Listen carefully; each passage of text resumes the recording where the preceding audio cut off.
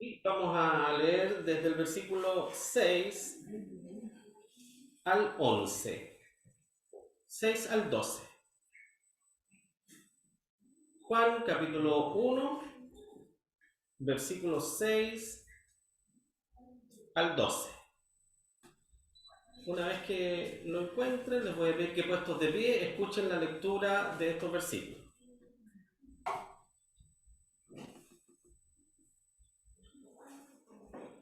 Evangelio de Juan, capítulo 1, versículos 6 al 12. Dice así la palabra del Señor. Fue un hombre enviado de Dios, el cual se llamaba Juan. Este vino por testimonio para que diese testimonio de la luz, para que todos creyesen por él. No era él la luz, sino para que diese testimonio de la luz. Aquel era la luz verdadera que alumbra a todo hombre que viene a este mundo. En el mundo estaba, y el mundo fue hecho por él, y el mundo no le conoció. A lo suyo vino, y los suyos no le recibieron. Mas a todos los que le recibieron, dioles potestad de ser hechos hijos de Dios, a los que creen en su nombre. Oremos. Padre Celestial, estamos en tu presencia para rogarte en primer lugar, Señor, el perdón de nuestros pecados y pedirte, Señor, que nos limpies de todas nuestras faltas y que nos des la bendición en esta mañana de poder estar con todos nuestros sentidos, Señor, atentos a tu palabra para aprender de ella y no solamente aprender, sino también ser alimentados, Señor, en nuestro espíritu. Necesitamos, Señor, la fortaleza, la dirección y el consejo siempre de tu palabra, Señor. Quienes somos tus hijos, dependemos, Señor, de ti, dependemos, Padre Celestial, de tu palabra. Por eso te rogamos que seas tú dirigiendo en esta mañana, que podamos estar atentos y que la palabra tuya pueda tocar lo más profundo de nuestro ser y quedar grabada en nuestro corazón, nuestra mente, Señor. Padre Celestial, te lo pedimos, todo esto en el nombre de Jesús, nuestro Salvador. Amén. Tomen asiento, hermano. Bueno, hemos estado analizando un poco acerca de Juan el Bautista. Como ya lo hemos visto, ¿verdad? Para que no haya confusión alguna, quien escribió este evangelio, sin duda alguna, fue Juan el apóstol. Ya sabemos quién fue Juan el apóstol, ¿no es cierto? Ustedes se recuerdan de eso. Juan el apóstol era uno de los 12, que fue, podríamos decir, el hombre de más confianza en nuestro Señor Jesucristo, el más cercano a nuestro Señor Jesucristo, el más joven, por lo demás también, quien se recostaba en el pecho de nuestro Señor Jesucristo. O sea, Juan tuvo un privilegio que no tuvieron los demás apóstoles. Y eso le da un plus, ¿no es cierto?, a este evangelio, que lo haya escrito un hombre, ¿no es cierto?, de talla espiritual, un hombre, ¿no es cierto?, que siempre estaba cercano a nuestro Señor Jesucristo. Toda la Biblia se inspiraba divinamente, toda la Biblia se inspirada por Dios. Dios es el autor de la Biblia. Pero en este evangelio podemos encontrar algo un poco más especial, ¿no es cierto?, que los demás, diría yo, por la vida espiritual que llevaba Juan, y por eso se refleja, ¿no es cierto?, la vida que él llevaba en cada una de las palabras que Juan escribe aquí en el texto, ¿no es cierto?, en el evangelio. Este Juan el Bautista, al cual se refiere la palabra del Señor, habíamos dicho que Juan el Bautista era una especie de primo de nuestro Señor Jesucristo, ¿verdad? Pariente de la familia de Jesús, de María especialmente. Juan el Bautista fue hijo de Zacarías y de Elizabeth, ambos descendientes de Aarón.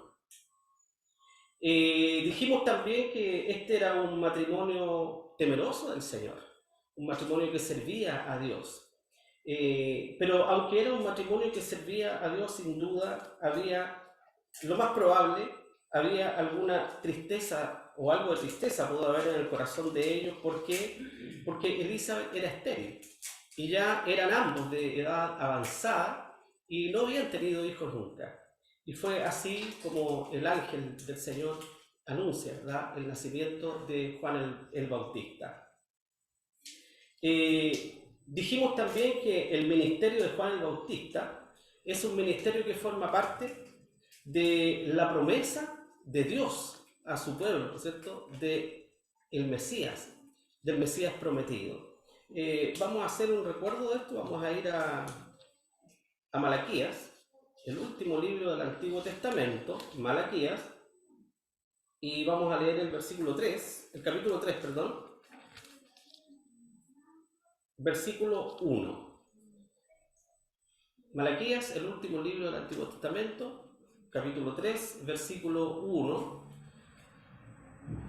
donde dice lo siguiente: He aquí, yo envío mi mensajero, el cual preparará el camino delante de mí, y luego vendrá a su templo el Señor, a quien vosotros buscáis, y el ángel del pacto, a quien deseáis vosotros. He aquí viene, ha dicho Jehová de los ejércitos.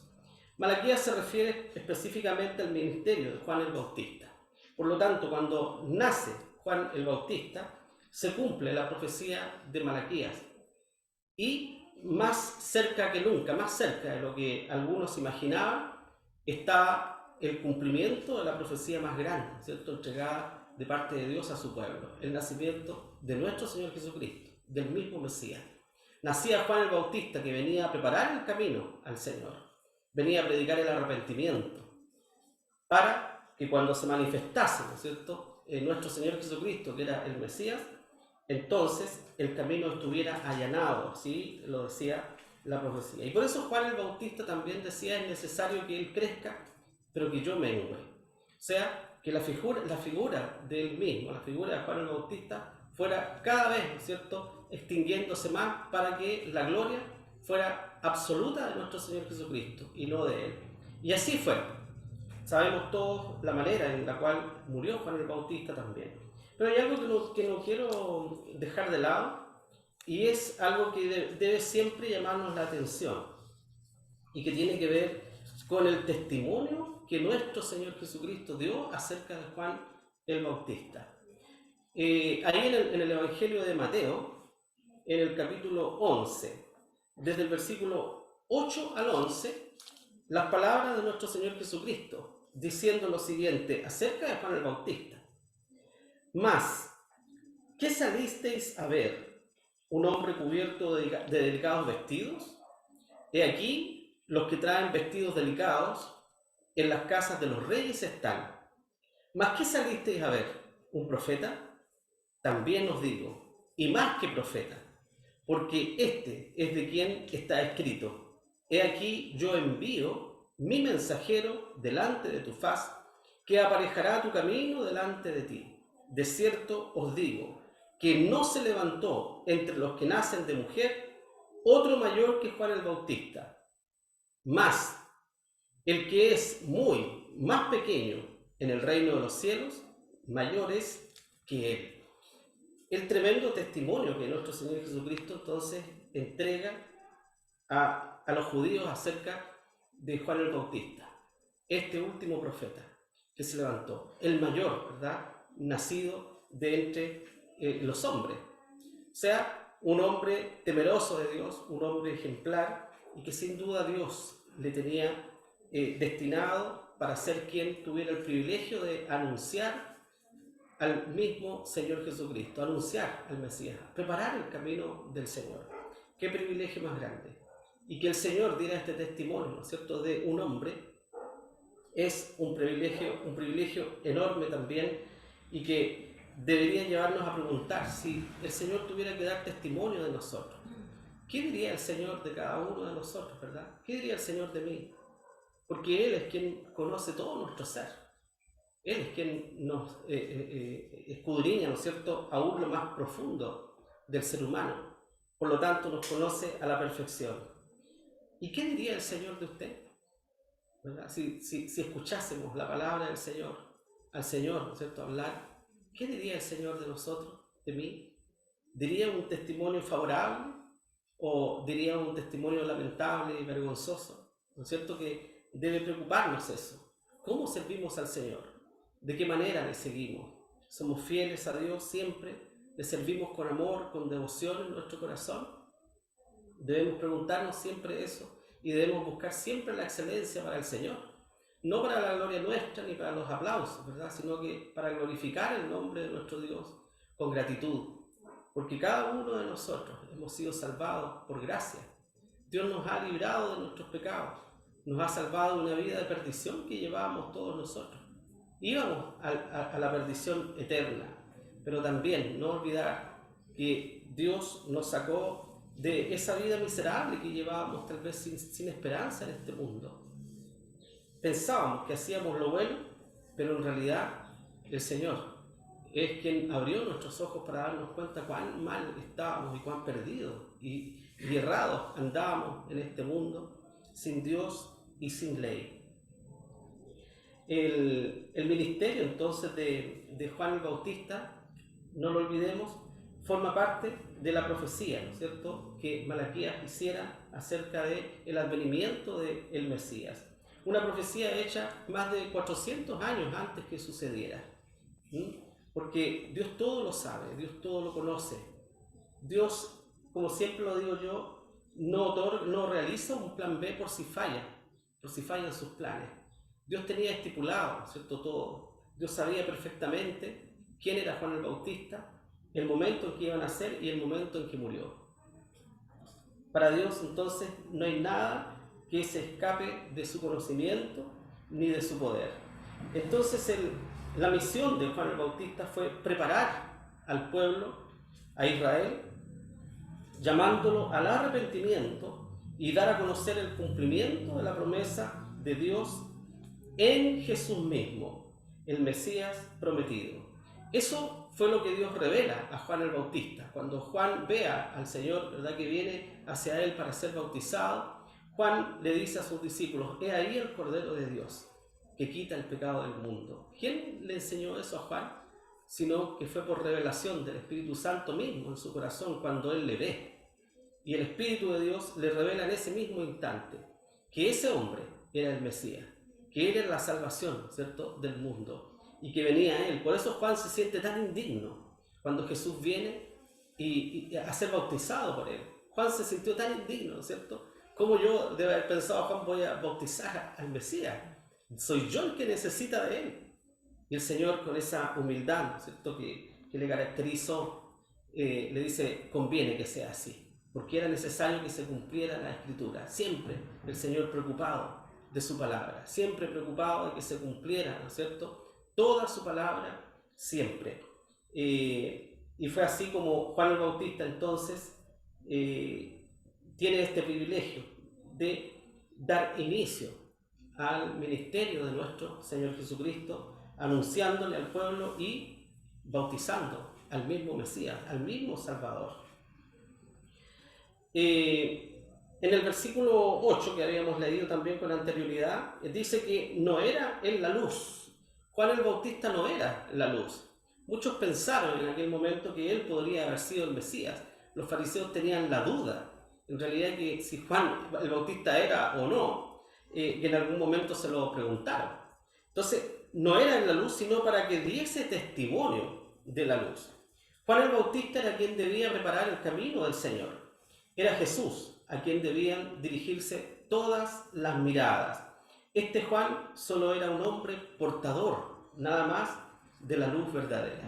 Jesús mismo dice: yo soy la luz del mundo, ¿verdad? El que me sigue no andará en tinieblas. Jesús mismo era la luz verdadera que venía a este mundo y que venía a revelar, en realidad, el plan de salvación.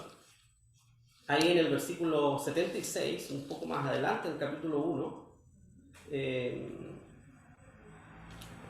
Lucas, ¿ya? En Lucas capítulo 1, vamos a leer Lucas capítulo 1, versículo 76, dice: y tú, niño, profeta del Altísimo, serás llamado, porque irás ante la faz del Señor para aparejar sus caminos. Esas fueron las palabras, ¿no es cierto?, del ángel refiriéndose a Juan el Bautista. ¿Quién iba a ser ese niño que nacía, verdad? El profeta que enviaba Dios para la manifestación del Mesías. No era él la luz, sino que él venía, ¿no es cierto?, a anunciar esta luz verdadera que venía a este mundo. En nuestro Señor Jesucristo toma todo cumplimiento la Escritura y viene a ser la revelación directa de Dios al hombre. Esa es la importancia de nuestro Señor Jesucristo. La misma presencia de Dios encarnada, hecho hombre, ¿verdad?, para revelar a la humanidad el plan de salvación que Dios tenía aparejado desde antes de la fundación del mundo. Y aquí en el versículo 10, donde dice que en el mundo estaba y el mundo por él fue hecho, se refiere, ¿no es cierto?, al mundo creado. Ahora, ese verbo creador al cual se está refiriendo Juan era hecho hombre para habitar entre sus criaturas, el misterio de los siglos revelado a Juan el Bautista. Juan, el apóstol, el escritor del Evangelio, no deja duda alguna que este verbo al cual se refiere era el mismo creador. Cuando dice, el mundo fue hecho por él. Y claramente, ¿no es cierto?, termina el versículo 10 diciendo, y el mundo no le conoció. Esta humanidad corrompida no reconoció al Creador mismo. Sus ojos cegados por el pecado y su corazón entregado a los deseos mundanales son incapaces de recibir la luz divina. La luz y las tinieblas, ¿verdad?, son absolutamente contrarias y no hay ninguna comunión. Por lo tanto, este mundo sumido en las tinieblas no pudo haber reconocido la luz verdadera de nuestro Señor Jesucristo, como tampoco lo hace en nuestro tiempo. La promesa del Mesías que venía a este mundo fue hecha para Israel. Y sin duda, este pueblo, que era el pueblo de Dios, menospreció a su propio Salvador. El apóstol Pablo se refiere a esto en el capítulo 10, versículo 21, cuando dice, mas acerca de Israel, dice, todo el día extendí mis manos a un pueblo rebelde y contradictor. Con estas palabras Dios mismo, ¿no es cierto?, se refiere a su propio pueblo, un pueblo rebelde, un pueblo que contrarió su palabra siempre, una y otra vez. Pero ¿cuántas veces nosotros que leemos la palabra del Señor nos damos cuenta que una y otra vez Dios tiene misericordia a su pueblo? Dios manifiesta su misericordia, porque Dios es fiel. Dios mantiene siempre sus promesas. Aunque Israel fue infiel muchas veces, muchas oportunidades, Dios puso su mano contra Israel para corregirle, pero posteriormente siempre Dios le llamó, le perdonó y le restauró. Dios siempre restauró a Israel. Y Dios restaurará a Israel en algún momento, ¿no es cierto? Así lo dice su palabra. Hoy día, Israel, por causa de los escogidos, por causa de todos nosotros, Israel, ¿no es cierto?, tiene un velo puesto por Dios para que ellos no reconozcan a nuestro Señor Jesucristo como su Salvador. Pero Dios, pensando en cada uno de nosotros también, lo hizo, ¿verdad?, por amor a mí y por amor a cada uno de ustedes, a quienes no teníamos esperanza alguna de ser salvos. Y por eso que Dios entonces endurece el corazón de su propio pueblo para que se cumpla la palabra del Señor, ¿cierto? Todo el día el Señor extendió su mano a un pueblo rebelde y contradictor. Y por eso Dios se vuelve a la humanidad. Y esta salvación se amplía entonces no solo para un pueblo, para Israel, sino que para todo aquel, ¿cierto?, que crea, como también lo dice Juan el apóstol. Dios así lo había determinado con anterioridad. Muchos piensan que Israel, ¿verdad?, al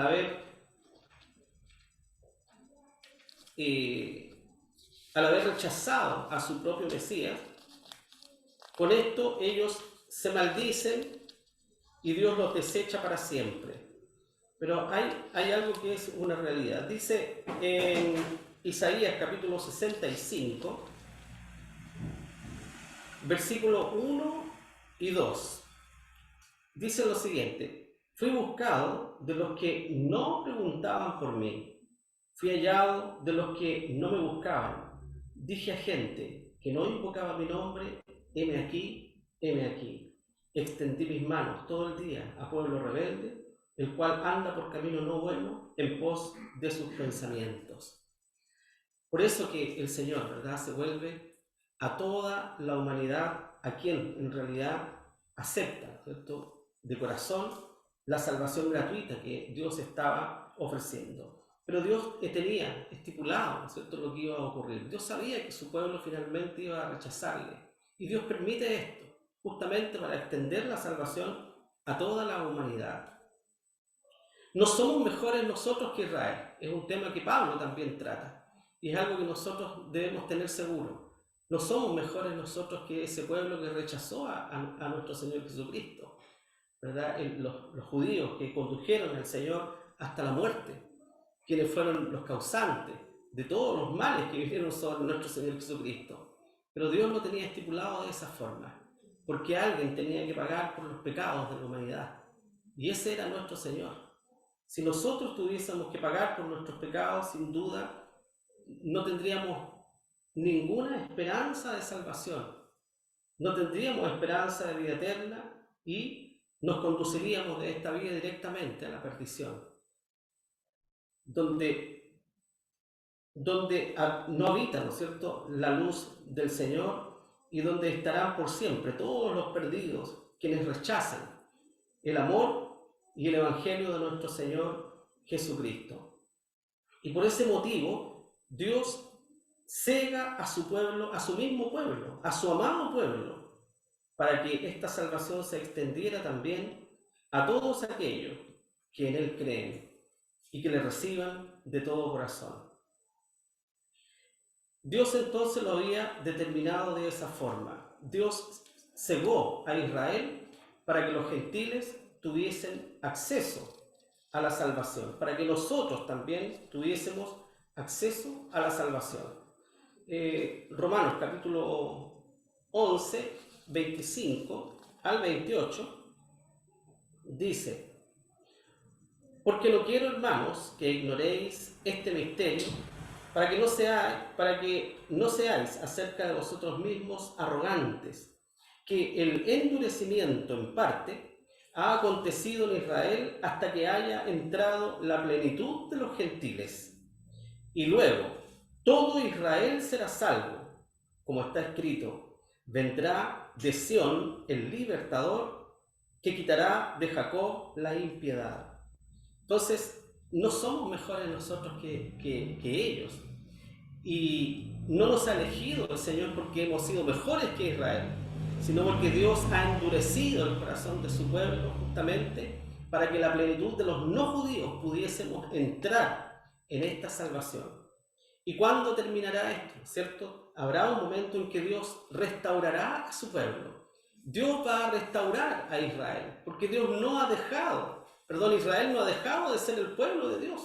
Israel sigue siendo el amado pueblo de Dios, que está endurecido por un periodo de tiempo, mientras la gracia se extiende, ¿no es cierto?, a la iglesia en el mundo entero. Pero llegará el momento, ¿cierto?, en que Dios sí va a restaurar a su pueblo y perdonará a su pueblo. Cuando el último de los gentiles, cuando el último, ¿cierto?, no judío, haya entrado a la luz del Evangelio, en el camino de la salvación. Entonces, Dios levantará a su pueblo y se manifestará nuevamente a sus hijos, ¿no es cierto?, a quien Dios ha elegido para ser un pueblo especial desde los inicios. El versículo 12 dice que más a todos los que le recibieron, dióles potestad de ser hechos hijos de Dios a los que creen en su nombre. Más a todos los que le recibieron, dice. Esta expresión toma un carácter universal. No solamente un pueblo, no solo una raza. Ya no era, ¿no es cierto?, un solo pueblo que tenía los privilegios de Dios, sino todo hombre y toda mujer, cualquiera fuera su origen. Esto era parte del plan de Dios desde los siglos. Y que dice el apóstol Pablo en el capítulo 10, versículo 19, más digo, ¿no ha conocido esto Israel? Primeramente Moisés dice, yo os provocaré a celos con gente que no es mía, con gente insensata os provocaré a ira. Nosotros somos esa gente insensata, un pueblo que no éramos del Señor. Y Dios entonces provocándonos, ¿cierto?, a su propio pueblo con nosotros, ¿verdad?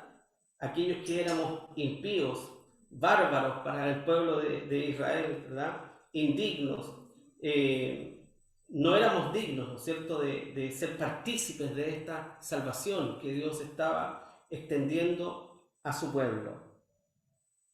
Solo la fe en nuestro Señor Jesucristo, manifestada en un arrepentimiento genuino de nuestros pecados, nos acerca a Dios para obtener el perdón de nuestros pecados.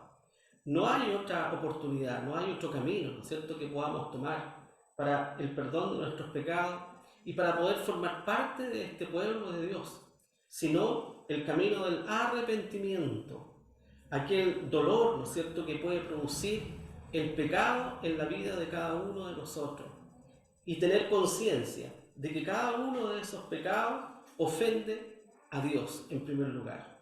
Con nuestros pecados ofendemos a Dios.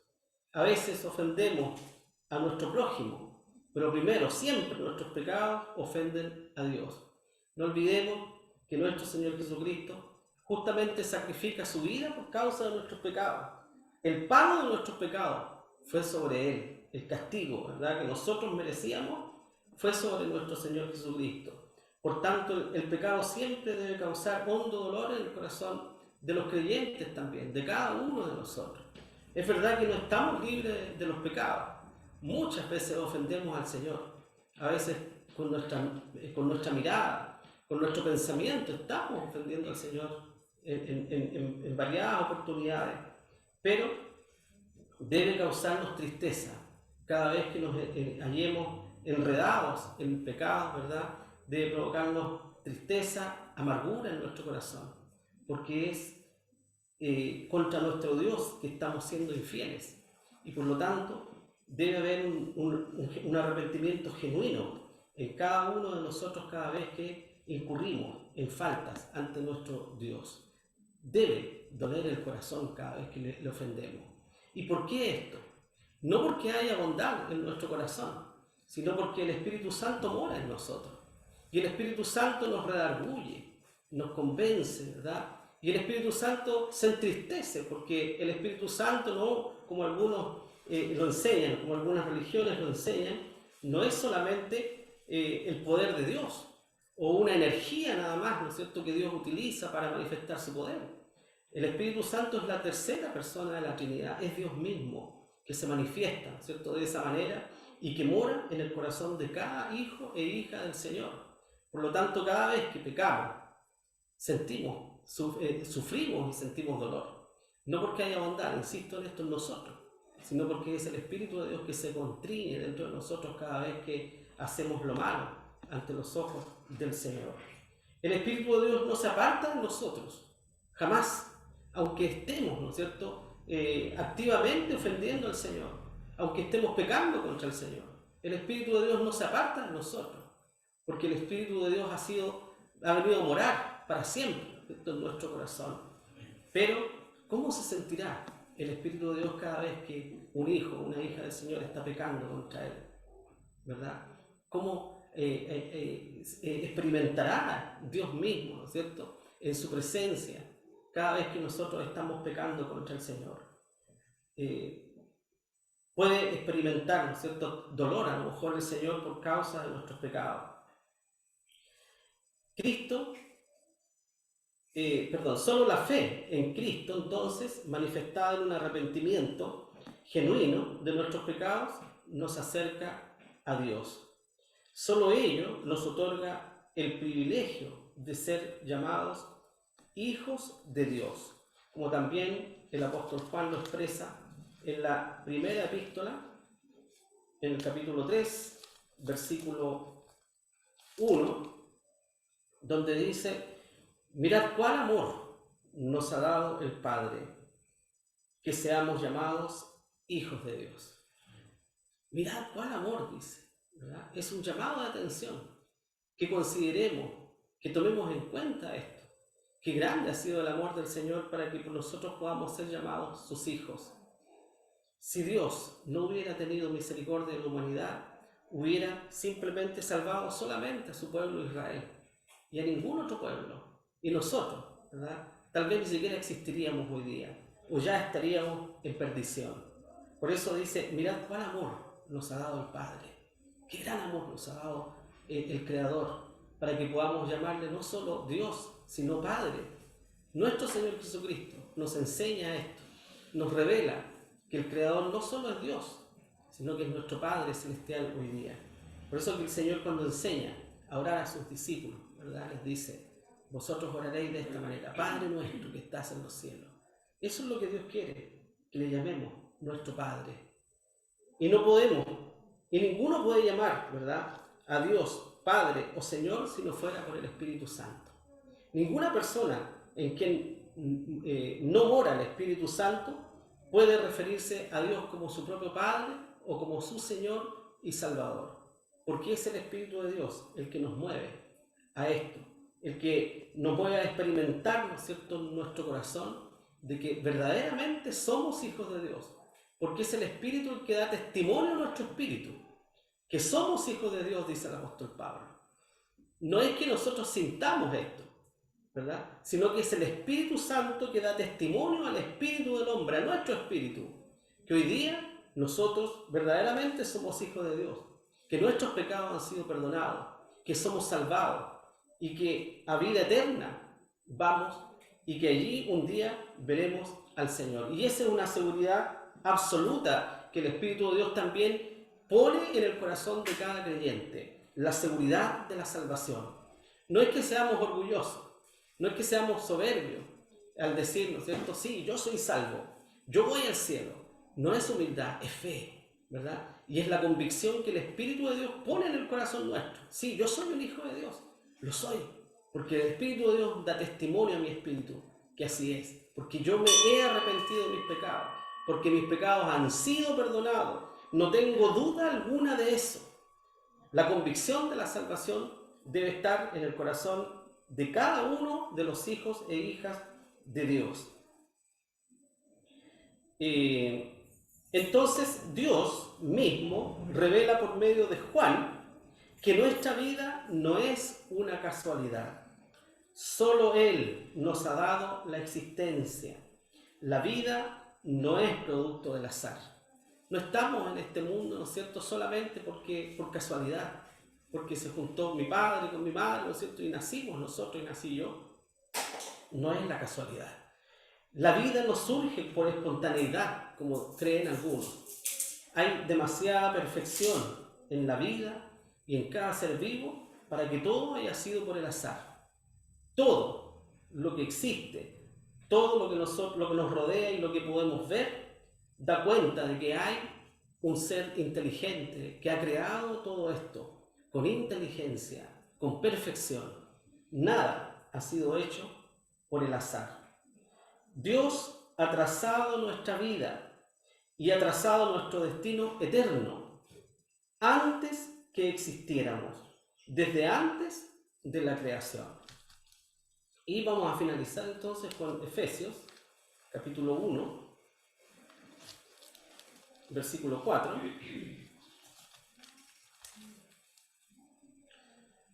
Donde dice: según nos escogió en Él, antes de la fundación del mundo, para que fuésemos santos y sin mancha delante de Él en amor.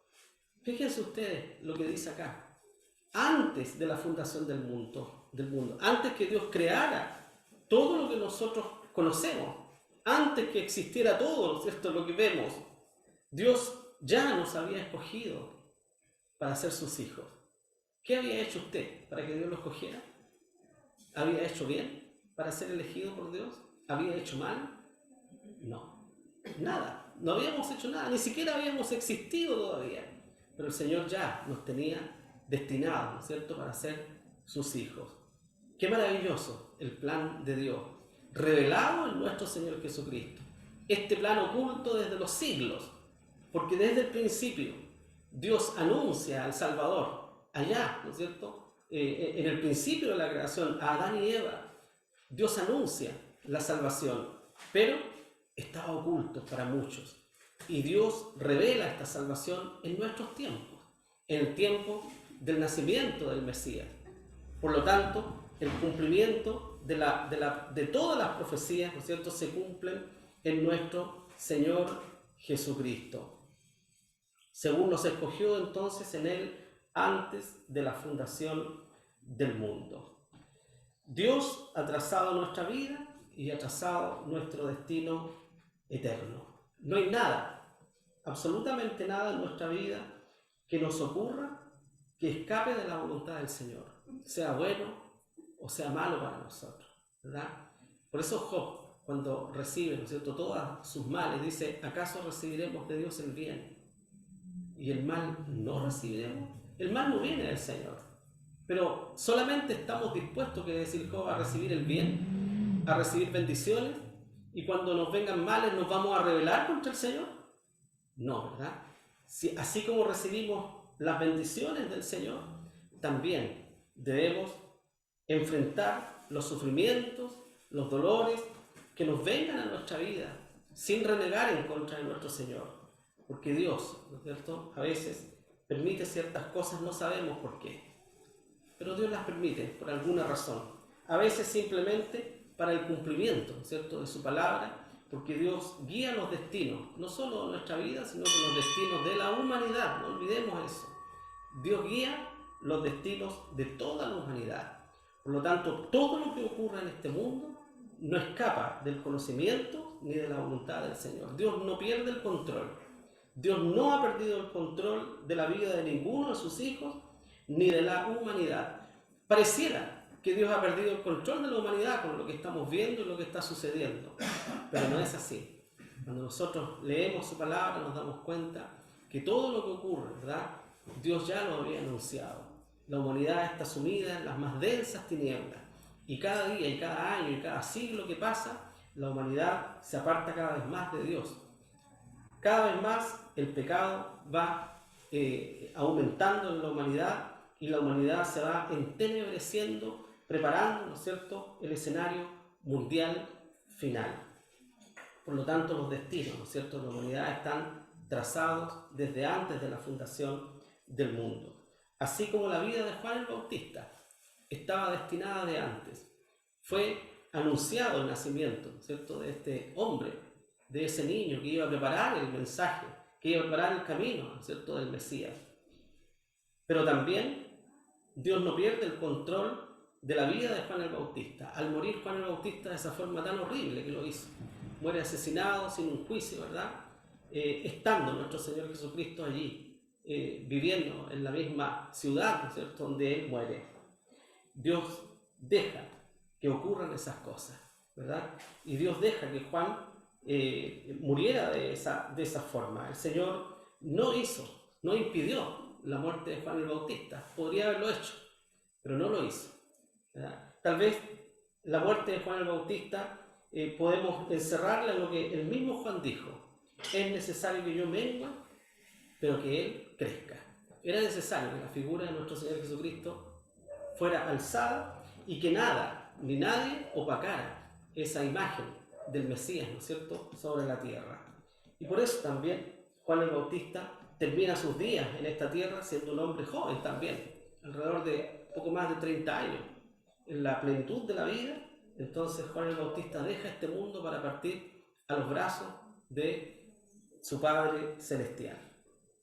Bien, vamos a llegar hasta aquí, hermano. No sé si hay alguien que quiera añadir algo.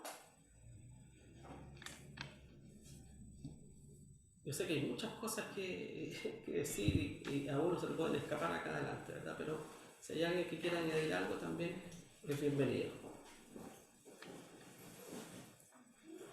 ¿No? Llegamos hasta acá entonces.